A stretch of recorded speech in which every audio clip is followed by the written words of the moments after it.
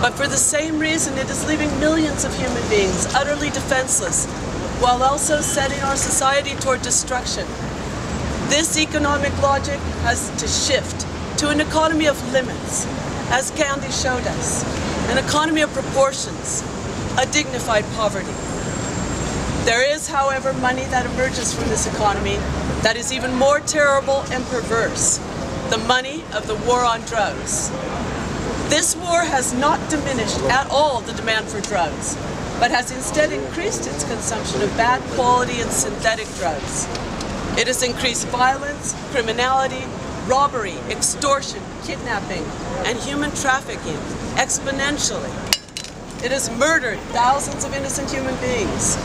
It has generated immense populations of displaced people and has corrupted many other thousands that, subdued by misery and the ill logic of money, have become a reserve army for either delinquency or the army itself, that in turn, through banks and corrupted bureaucrats, launder dirty money. It has increased the number of counterproductive businesses, such as gun production, police, armies, military intelligence, jails, judicial bureaucracy and clandestine drug factories, bureaucratic structures, and organized crime. It has generated also an immense accumulation of capital that exceeds that of huge corporations. In summary, this war against drugs has exacerbated brutality, as in the 20s the production of alcohol did, and is putting in danger human culture, destroying democracy and making way for authoritarianism, the police and military states, and their counterpart, criminal violence. This is why Leon Bloy and Giovanni Papini define money as the blood of the poor and the manure of the devil.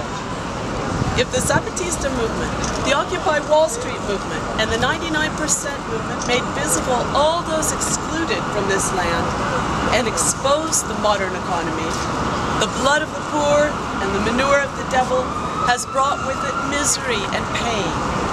In turn, we, who are part of the 99%, have come from far away to make visible through our pain that this economy and the war against drugs that President Nixon declared to the whole world 40 years ago is generating the deepest misery, the deepest brutality, the deepest suffering, and the deepest and most perverse accumulation of capital. In each of those fallen in this war, in each one of the dead from this violence, summoned by the verses of Jim Morrison, a man who had the inalienable right to choose his destiny, there are the worldwide victims of economic speculation that this war is charging in an atrocious way. These dead who pray today with us and demand in their prayer to give peace and opportunity view with indignation the money laundering that's performed by banks under the shelter of governments and factual powers.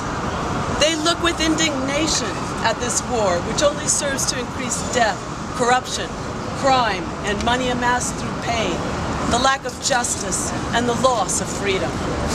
They look with indignation at the governments that, against all sense of truth, nourish it from here while neglecting social improvement. For all this, stemming from this indignation, in the middle of this great city, of this capital city that simultaneously shelters the greatness of culture and the brutality of financial atrocities that feed the war, the dead demand us to give peace a chance. This is a peace that will only arrive when we set human life and its freedoms above all prejudice and money. When we become concerned about the social improvements and not merely about capital in its multiple and perverse uses. When we subdue drugs and guns to the control of the market and the government. When we learn to create limited economies, poor, healthy, and just, that are founded upon mutually supportive processes and creative freedoms that weave the lives of the communities and the neighborhoods. When we decide to save the democracy that the fathers of this nation passed on to the American continent and which this war is destroying.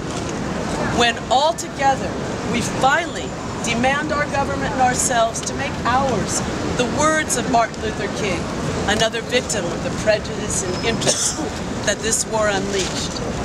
Hate cannot drive out hate. Only love can do that.